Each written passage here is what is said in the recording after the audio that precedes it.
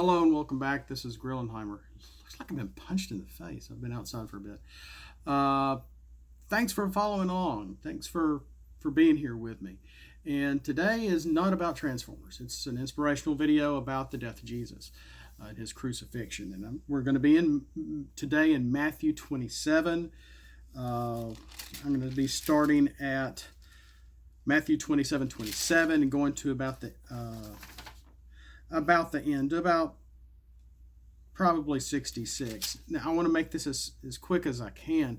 Got a lot of information here. Originally, I was sort of following the same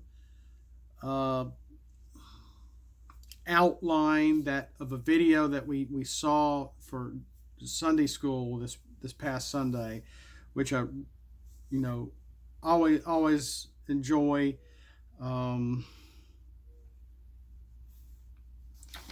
Here we go. And I might look at some of this, but I've decided to go against all these responses of all the people that were responding to what was going on during Christ's resurrection, Christ's crucifixion, and the things that happened during his death, and everything leading up to that. And it is the basis of our. This is the cornerstone of why we believe in him. It's just everything, because he let this happen. Of course, before that, he went to the garden and cried. The human part of him knew the pain that was coming, and in a way, he was kind of arguing with himself, with God. Is there another way? There's not another way. I don't have to do this. And he was cried so hard he was crying blood, and he was really, he couldn't believe that his apostles had fallen asleep. He kind of got onto them too. It's like, with all this is coming, how can you be sleeping? Wake up. That's that in a nutshell. But that's not what we're here to talk about. I'm going to start reading. Read along with me in your own Bibles. I'm in this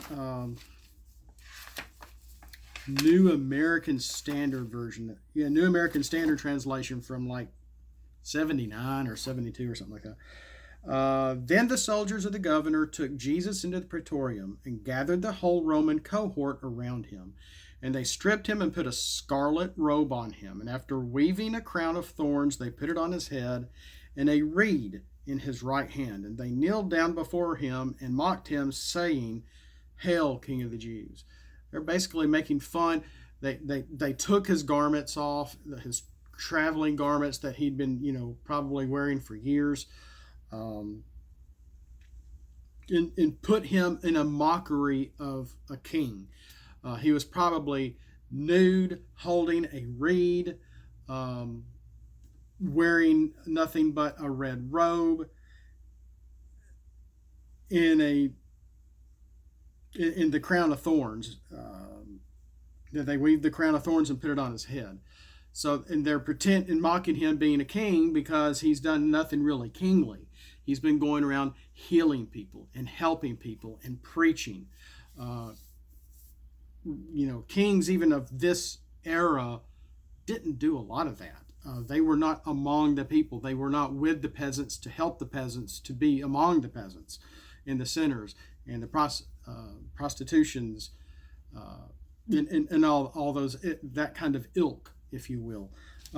They just didn't do that. And so they spat on him. They took the reed away and began to beat him on the head. And then after they had mocked him, they took his robe off and put his garments on him and led him away to crucify him. The way this is Englishly written, and I really, really want to try to learn to read Hebrew or Paleo Hebrew and the Greek, and get a Bible in the original text and learn it, which would be a very challenging for my age, but I think I could do it if I could make the time for that. I would love to be able to do that, because the way that they make this sound, it's almost like they he's not wearing his clothes or his robe or anything. It's just on him. It doesn't sound like he's wearing it. And they took the red robe away from him that they put on to mock him, to pretending to make him look like he's a king. But let's just keep going. As they were coming out, they found a man of Cyrene named Simon, whom they pressed into service to bear his cross, because normally the prisoner would take their own cross and take it up to where they were going to crucify them, near Golgotha. Well, they had tortured him so much and so badly, he could not carry his own cross. They knew that, and they forced this guy to do it for him. Well, the guy that Cyrene, of where he was from, is an area north of Africa where a lot of Jews also used to live. And when they come to the place called Golgotha, which means place of a skull, they gave him wine to drink mingled with gall, and after tasting it, he was unwilling to drink. This is going to happen again, but without the gall. What that is for is to help him with the pain a little bit, so he can endure some of the pain and the torture that they've inflicted upon him as he's walking up to the hill to be crucified. He took just one sip of it, or a taste of it. No, this is not the right wine. He didn't want the medication. This is the will of God. And when they had crucified him, they divided up his garments among themselves, casting lots. It doesn't mean they've already killed him. They've just put him on the cross already, and done that, which I just cannot fathom. I don't even like watching fake people in horror. I mean, I like a good horror movie, but I don't even like seeing fake blood and guts so much, even being used to it for many years. The original Willy Wonka and the Chocolate Factory gave me nightmares as a kid, because even though these kids were bad, I thought they died. I didn't believe Wonka at the very end saying, "Oh, they'll be back to their old normal nasty little selves." I never read the book. So anyway, so they basically put him already on the cross, and he's starkers, and they're taking all his garments and what Jesus had left, and they're just kind of like the Christmas Carol. A Christmas Carol. At the very end, when Scrooge is in the future and he's seeing, he doesn't know he's dead yet. He doesn't know what's going on. Of course, it's just his spiritual self. And again, it's kind of taking from this, because he's seeing, and Jesus is right there looking at these guys, giving up his garment. So let me take this. Let me take this. I'll take this. So, and who knows? They could have been casting lots. So yeah, they were making money off his clothes. And sitting down, they began to watch over him there. Who? The Roman cohort from the Praetorium that were gathered around him. These were the soldiers. These are the Roman soldiers. We're going to focus on them. And they put up above his head the charge against him, which read, "This is Jesus, King of the Jews." At that time, two robbers were also being crucified with him, one on the right, one on the left. And those passing by were hurling abuse at him, wagging their heads. And we could even go back to Luke 23 into about 39 to about 44, 45 here, because Matthew's sort of missing some of what was going on there. And one of the let's see here, "Are you not the Christ? Save yourself and us." But the other ones answered, rebuking him, "Do you not even fear God?" So it's like they both sort of knew he was God. They both sort of knew he was the possible Messiah. "Since you are under the same sentence of condemnation, we indeed justly, for we are receiving what we deserve for our deeds." We deserve this. This man's done nothing. He's done nothing wrong. Jesus, remember me when you come into your kingdom. So one of these thieves didn't just know him. Both of them knew who he was. Only one of them believed. The other one didn't. So, excuse me. And they were hurling abuses at him, wagging their heads. Who are you, you who are going to destroy the temple and going to rebuild it in 3 days? Save yourself. If you are the Son of God, come down from the cross. I mean, they were taunting him. They were teasing him. You think being bullied today is bad? This was bad. And in the same way, the chief priests also, along with the scribes and elders, were mocking him, saying, he saved others. He cannot save himself. He is the King of Israel. Now let him come down from the cross and we shall believe him. So, the Pharisees this whole time have been following his adventures and following the walk of Christ. They've been there this whole time too, for the most part. But they did not trust him. They did not believe him. They were trying to impugn him and bring him down since the beginning of his 3-year mission. He trusts in God. Let him deliver him now if he takes pleasure in him. For he said, I am the Son of God. And basically, the Pharisees are quoting Psalm 22:8 right here. And the robbers also who had been crucified with him were casting the same insults. Because they were probably just wanting to get down and escape and be free. But if you're surrounded by people, that's a little hard to do, but they were just expecting another miracle. He's fed thousands of people twice. He's brought people from the dead like Lazarus and somebody else. He's healed the weak. He's healed the sick, and leprosy and everything else.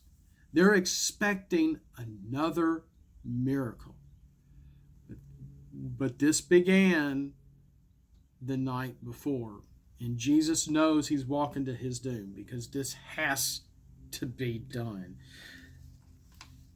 And don't forget, the Roman soldiers that took him there.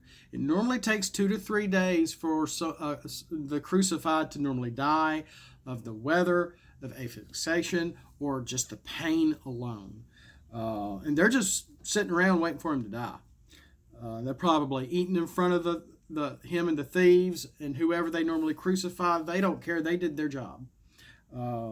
There's probably blood everywhere, coming from their hands, coming from their feet, from their backs and whatever, if they've been lashed. And we know Jesus was lashed many times on his back. 33? They just beat him on the head before they put him up there. They've pierced his hands and feet. It's just got to be excruciating. Now, from the 6th hour, darkness fell upon all the land until the 9th hour.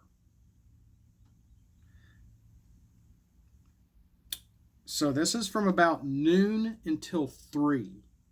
If we get an eclipse of the sun, it does not last 3 hours. I mean, it eventually, because the moon is constantly moving, it's not just going to stop over the sun for 3 hours. I mean, it takes a while for it to come over. That's true. But it's 15, 20 something minutes, if that. It does have an eerie look to it. But they're not even talking about a real eclipse exactly. They just say darkness fell. It's like night in the middle of the day, which is unusual. In about the 9th hour of that darkness, Jesus cried out with a loud voice, saying, Eli, Eli, lama... Oh gosh, I'm gonna butcher this. Lama sabachthani. I should have practiced this before. Basically, my God, why hast thou forsaken me? And because sin is being destroyed, God couldn't look away at sin.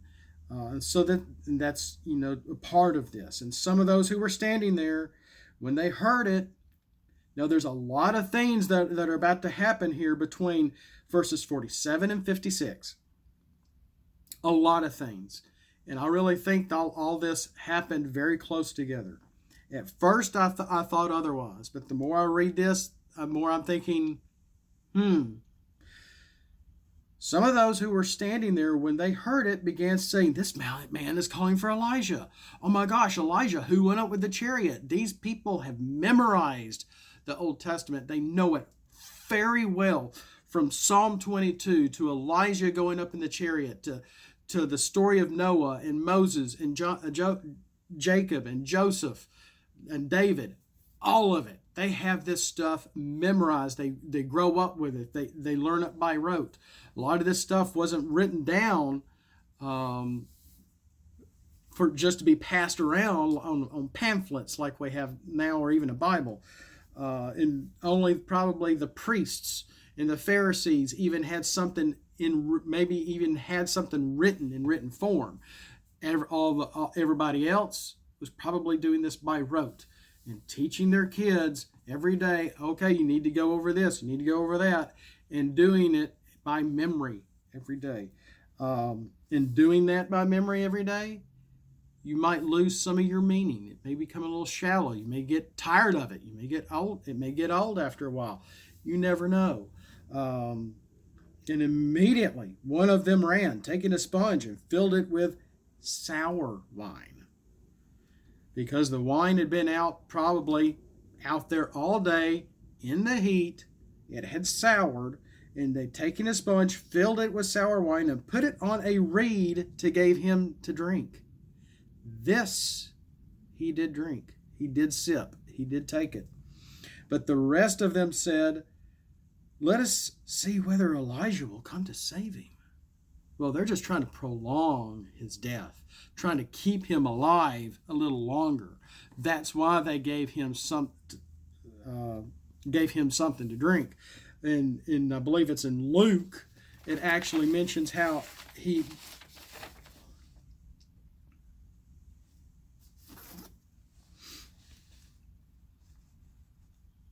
Well, let me just keep going. Let's just keep going. I thought he asked for, actually, in another book where it said that he was asking for a drink and they gave him something to drink. But I'm just really just focusing on Matthew 27 right now. And they're waiting for another miracle. Oh, let's see if Elijah's going to come. Oh, wow, another miracle. That's what they're hoping. The poor man is up there, arms outstretched, blood coming out of his palms, blood coming out of his feet. It's probably pooling. He's been up there for 3+ hours now. Probably longer if the darkness didn't fall until noon and then end at 3 when he yells this. Like I said, all this is going to be happening very quickly. So they're waiting for another miracle. They're waiting to see, oh, well, someone's going to come save him. Oh, all this death and gloom and blood, he's okay. And Jesus cried out again with a loud voice and yielded up his spirit.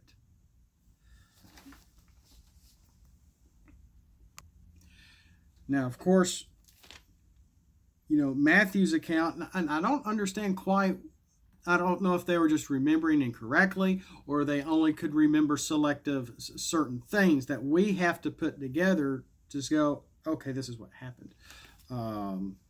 Now, Matt Whitman explained this very well. I can't explain that very well. But, my God, why hast thou forsaken me?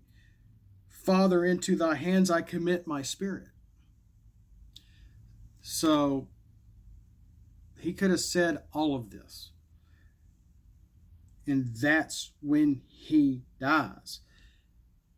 He was going to make sure the Romans didn't kill him. He wanted to make sure the Pharisees didn't kill him. He was not going to be killed by asphyxiation. He was not going to be killed by the sun. He was not going to be killed by being famished.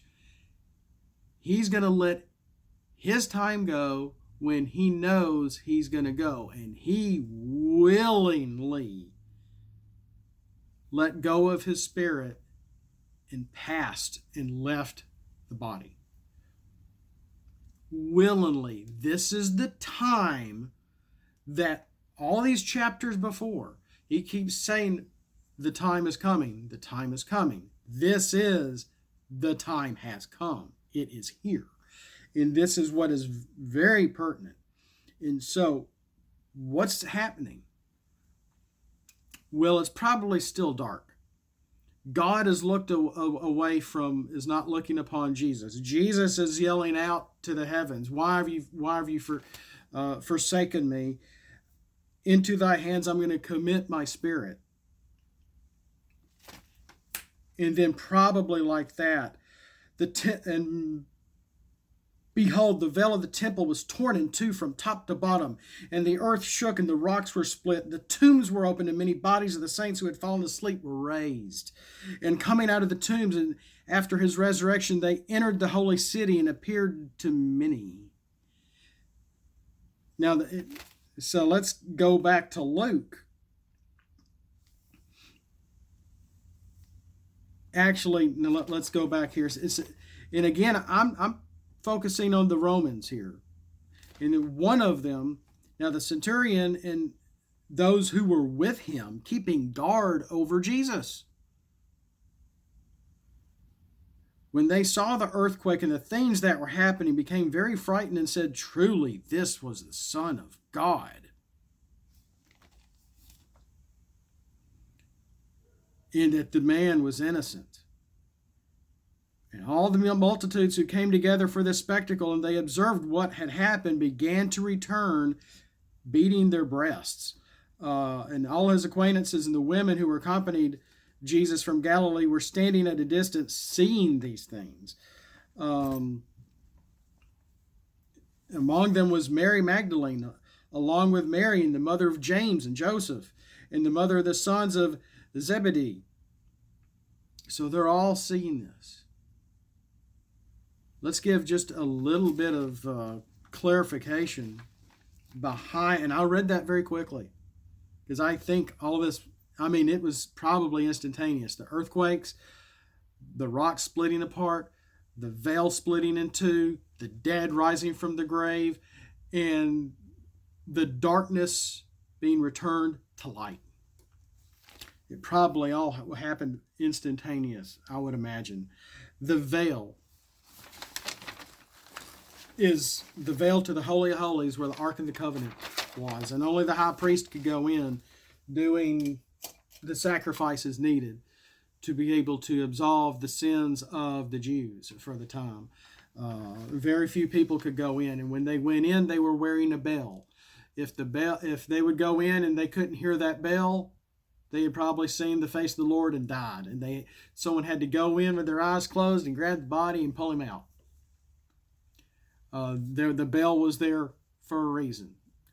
And so when the veil is 4 inches thick, not this thin, but 4 inches is, well, this thick of cloth and 30 feet wide, tore and ripped in two. At the same time, all this was happening. Okay? This is big. So the Holy of Holies in the temple, where the Ark of the Covenant was, were probably visual to all those. Well, I think there was actually a room before you get to it, if I remember correctly. But it's very possible there were people in the temple that possibly could have seen the Ark of the Covenant when this happened. Possible. I'm not saying they could.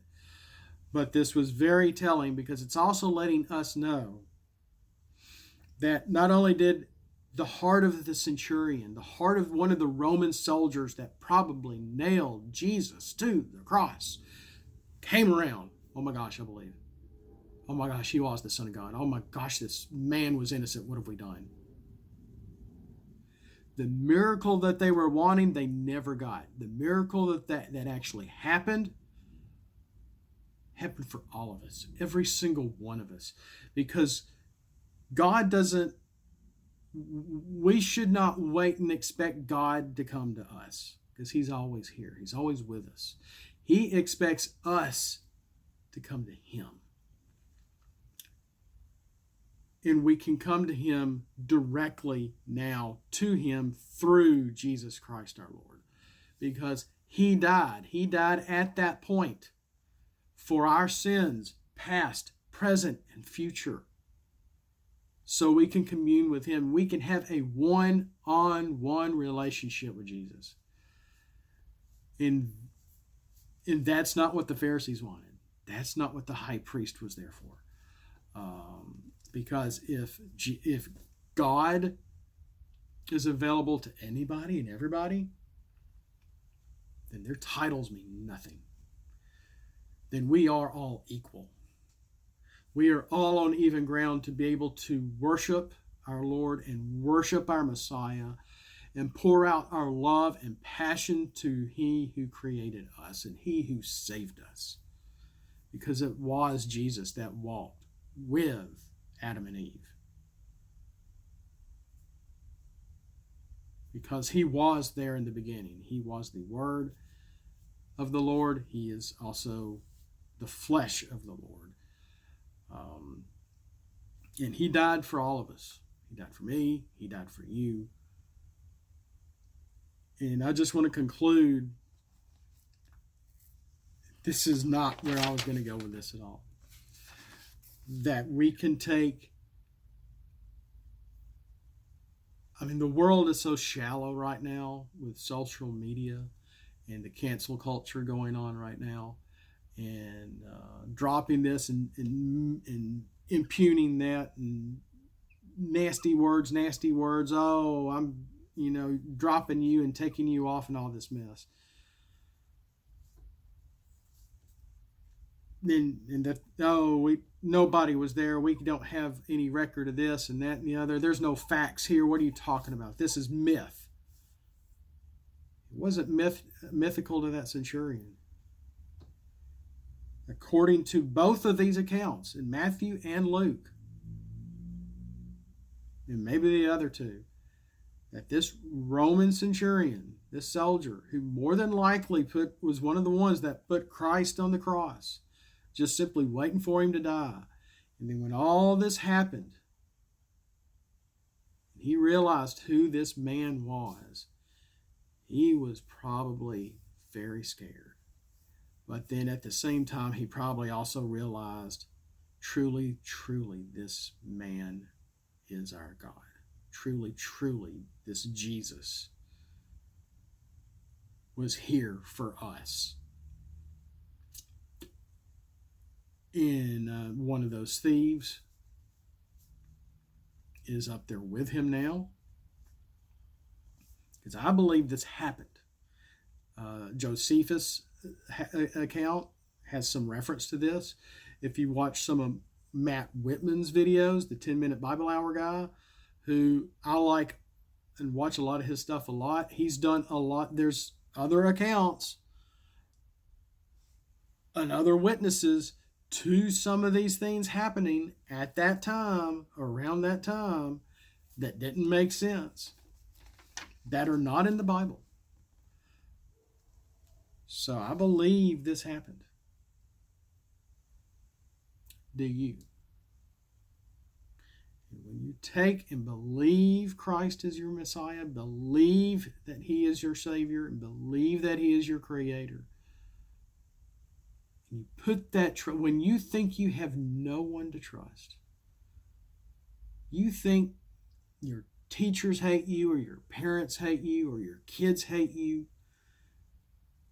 and you're being taught to hate your own country with thanks to the internet.